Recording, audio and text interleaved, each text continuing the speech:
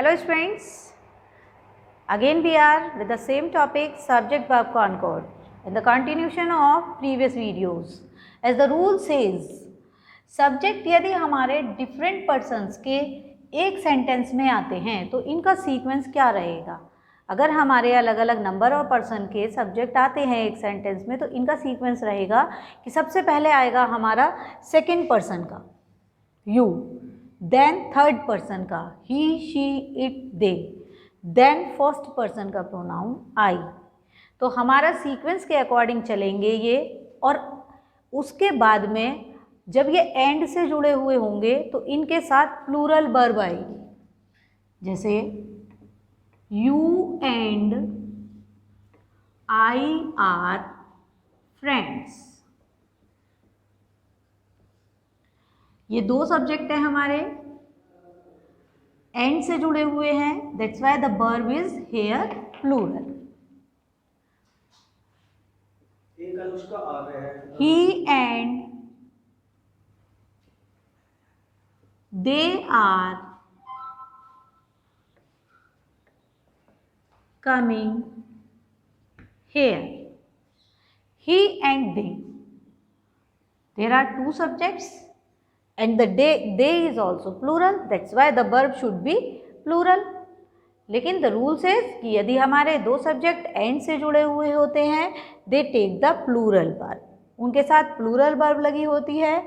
बस हमें क्या करना है, हमें सीक्वेंस सही रखना है। सबसे पहले second person, then third person and then first person.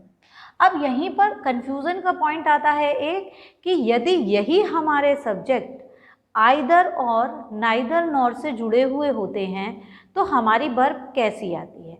यदि यही हमारे सेंटेंसेस आइदर और नाइदर नॉर से जुड़े होते हैं तब हमारी वर्ब जो है वो बाद वाले सब्जेक्ट के अकॉर्डिंग आती है। Suppose that neither you nor I, sequence वही रहेगा, second third and first, sequence नहीं बिगाड़ना है। Neither you nor I am friends. दो सब्जेक्ट हैं यू एंड आई, लेकिन वर्ब आई है बाद वाले के अकॉर्डिंग, क्योंकि ये किससे कंबाइंड है, नाइदर नॉर से।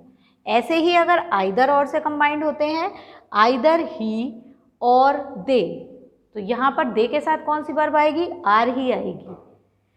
आइदर यू और ही, तो हमारी वर्ब क्या हो जाएगी, इज। हमारा रूल क्या कहता है कि हमारी जो वर्ब आएगी वो बाद वाले सब्जेक्ट के अकॉर्डिंग आएगी। Got the point. Now come to another rule, कि यदि हमारे सब्जेक्ट में many a, each, every, everybody, nobody, neither, no one, nobody, यदि ये होते हैं तो सबसे पहले देखकर ये बताइए कि इनसे हमें कितने का पता चल रहा है। अगर हम मैनी की बात छोड़ दें तो इनसे सभी से हमें एक का पता चल रहा है, हमें बहुत सारों का पता ही नहीं चल रहा है। लेकिन मैनी के साथ आ लग गया है तो it means it has become singular here, यहाँ पर ये सिंगुलर सब्जेक्ट बन गया है। तो यहाँ पर जब हमारे सिंगुलर सब्जेक्ट हैं तो नेचुरल है the verb will be singular here. Many a soldiers has died. Many are, it is giving the sense of singular subject and that's why the verb is here has. Every child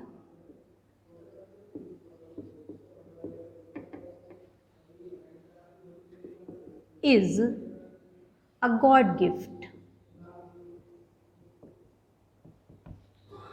Every child, although it belongs to a category every gives the meaning of a wide group, लेकिन every child, her child, it means कि यहाँ पर हम बात कर रहे हैं एक बच्चे की, that's why the verb is singular here. Got the point? Thank you students.